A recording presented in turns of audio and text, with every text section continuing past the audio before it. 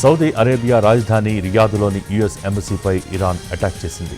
2 డ్రోన్లతో విరుచుకుపడింది. ఎంబసీ దగ్గర భారీగా మంటలు ఎగిసిపడుతున్నాయి. ఈ ఘటనపై అమెరికా ప్రెసిడెంట్ ట్రంప్ స్పందించారు.